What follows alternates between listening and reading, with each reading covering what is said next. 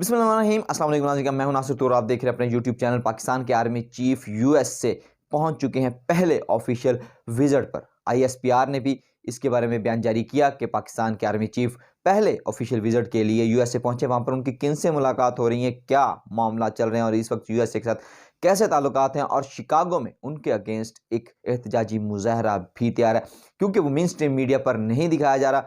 क्योंकि हमारा main stream media mostly नून league और पीपल्स पार्टी की एक्टिविटीज़ को तो दिखाता है, पाकिस्तान तहरीक इंसाफ की एक्टिविटीज़ को वो बिल्कुल नहीं दिखा रहे। पाकिस्तान के आर्मी चीफ इस वक्त यूएसए में मौजूद है। उनकी किन से मुलाकातें हो रही हैं, इनसाइड क्या चल रहा है, इस वक्त यूएसए के साथ पाकिस्तान के कैसे ताल्लुकात हैं, और कौन सा हॉट टॉपिक है जो इस वक्त सबसे ज़्यादा डिस्कस हो रहा है, आइए इसकी डिटेल्स जानने की कोशिश करते हैं। उनकी जिन टॉप ऑफिशियल्स के साथ मुलाकातें तय हैं, उनमें सबसे पहले आते हैं लॉयड ऑस्टिन। ये सेक्रेटरी डिफेंस हैं, मतलब यूएसए के सेक्रेटरी दिफा हैं।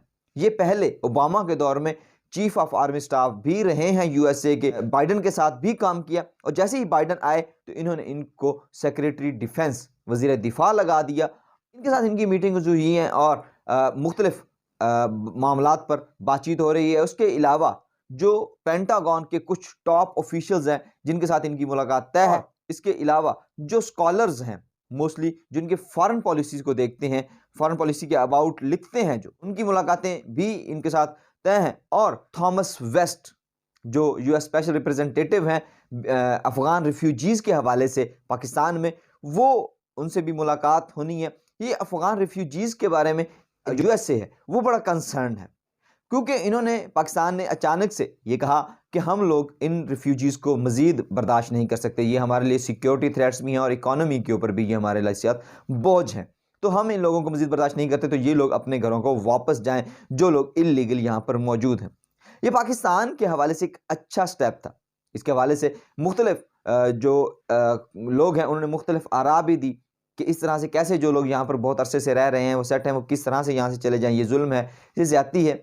लेकिन सिक्योरिटी के पर्पस के लिए ये बिल्कुल दुरुस्त था। लेकिन अमेरिका कुछ 25,000 लोगों के बारे में काफ़ी ज़्यादा कंसर्न है। वो 25,000 लोग कुछ स्पेशल पर्सनस हैं जिनके हवाले से वो कंसर्न है कि जिन लोगों ने जब यूएस से अफगानिस्तान में था तब उन लोगों ने इनके साथ काम किया था। अब वो लोग देख रहे हैं यूएस की तरफ कि हम लोग पाकिस्तान में मौजूद हैं तो हमें किसी तरह यूएस पहुंचाया जाए। लेकिन जब तक वो यूएस नहीं पहुंचते तो पाकिस्तान से यूएस से कह रहा है कि इनको स्पेशल प्रोटोकॉल दिया जाए, स्पेशल स्टेटस दिया जाए, इनके साथ स्पेशल ट्रीटमेंट किया जाए। लेकिन अभी तक पाकिस्तान यही कह रहा है कि हम लोग इस मामले पर कोई किसी को स्पेशल प्रोटोकॉल नहीं देंगे।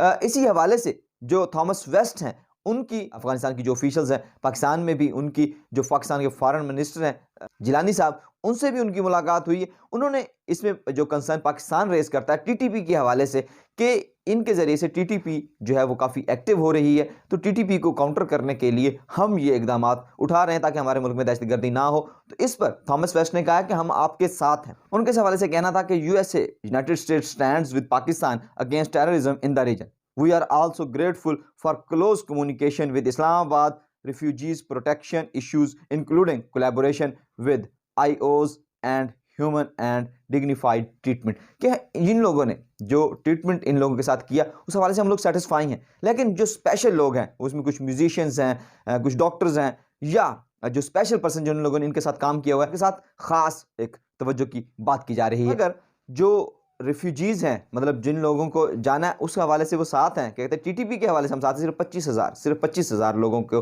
आप ख्याल रख लें। इस हवाले से देखें अब यूएसए के साथ मज़ीद क्या बात तय होती है। उन 25,000 लोगों को भी उनके साथ सेम जो क्राइटेरिया वही रखा जाता है, या उनको यूएसए के कहने पर स्पेशल स्टेटस दिया जाएगा। इस हवाले से आप अपनी राय भी ज़रूर दीजिएगा। अब बात करते हैं शिकागो की।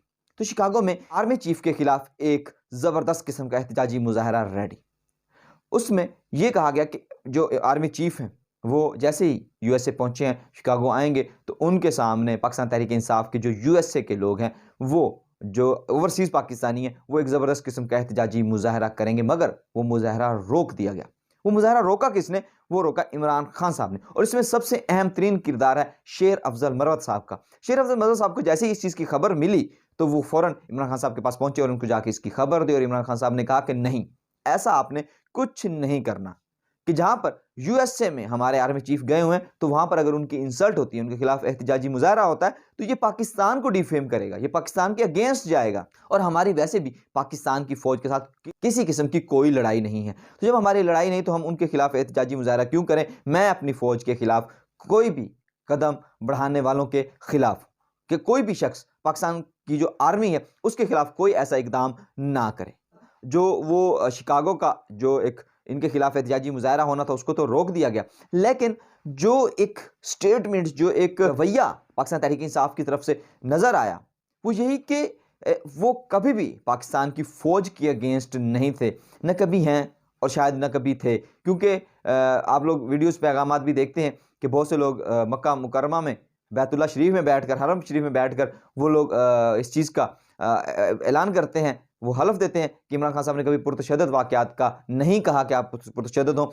तो पाकिस्तान तहरीक इंसाफ इस मैटर पर बहुत ज़बरदस्त तरीके से काम कर रही है कि आर्मी के खिलाफ कोई कंपेन नहीं चलानी और ना ही उसका हिस्सा बनने से पहले भी इमरान खान साहब कह चुके हैं कि जो लोग सोशल मीडिया पर पाकिस्तान की आर्मी के खिलाफ एक्टिविटीज़ कर रहे हैं उनका साथ ना दिया जाए। और पाकिस्तान तहरीक इंसाफ जो है वो उन्होंने KPK में तो बहुत ज़बरदस्त उन्होंने अपना वर्कर कन्वेंशंस किए। पीपल्स पार्टी का वहाँ पर जलसा था और जलसा उनका छोटा था और वर्कर कन्वेंशन पाकिस्तान तहरीक इंसाफ का उनसे भी बड़ा हो गया।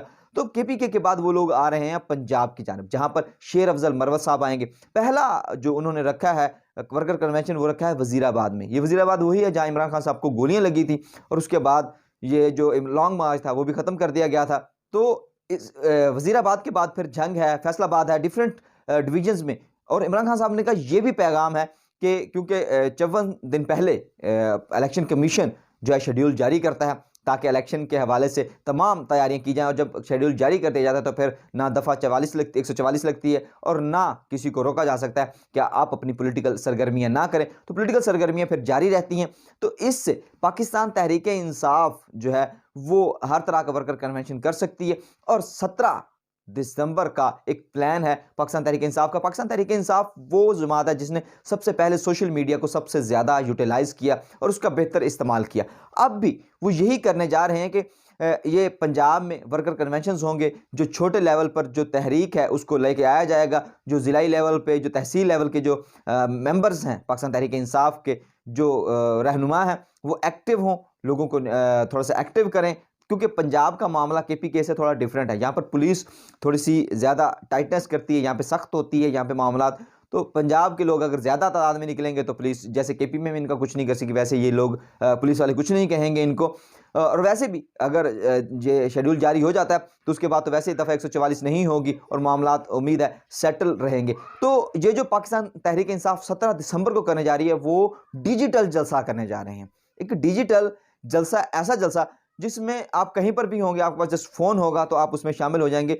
तो ये जो जलसा होगा इस जलसे के बाद, क्योंकि इसमें इसमें लाखों लोग अगर शामिल हो गए, करोड़ों लोग इसमें आ गए पाकिस्तान के, तो ये एक इंटरनेशनल लेवल पर भी एक पैगाम जाएगा कि पाकिस्तान तहरीक इंसाफ कोई छोटी जमात नहीं है, इसके साथ ऐसा ना किया जाए। जैसा कि KPK में जो वर्कर्स कन्वेंशन हुए उसके बाद जो पाकिस्तान तहरीक इंसाफ का एक इमेज गया है इंटरनेशनल लेवल पर, उसके बाद जो मुख्तलिफ ममालिक के जो सफ़ीर हैं, सुफरा हैं, वो पाकिस्तान तहरीक इंसाफ के चेयरपर्सन, जो चेयरमैन गौहर से मुलाकात के लिए इंतज़ार में कि वो उनसे मुलाकातें कर रहे हैं, सदर पाकिस्तान से मुलाकातें कर रहे हैं। तो इससे इनका इमेज काफ़ी बेहतर हुआ है। तो देखते हैं कि 17 दिसंबर को पाकिस्तान तहरीक इंसाफ इस डिजिटल जलसे को कैसे ऑर्गेनाइज करती है और इसमें कितने लोग आते हैं, और पंजाब के हवाले से भी कि पंजाब में जो वर्कर कन्वेंशंस होंगे उस हवाले से कितने के लोग आएंगे, या वर्कर कन्वेंशन वैसे ही होंगे जैसे खैबर पख्तूनख्वा के थे, या पंजाब में से डिफरेंट सिनेरियो होगा। इस हवाले से अपनी राय आप कमेंट बॉक्स में जरूर दीजिएगा। मज़ीद वीडियोज़ के लिए इस चैनल को सब्सक्राइब कीजिए। अब तक के लिए इतना ही, मुझे दीजिए इजाज़त। अपना और अपने प्यारों का रखिएगा ख्याल। अल्लाह निगहबान।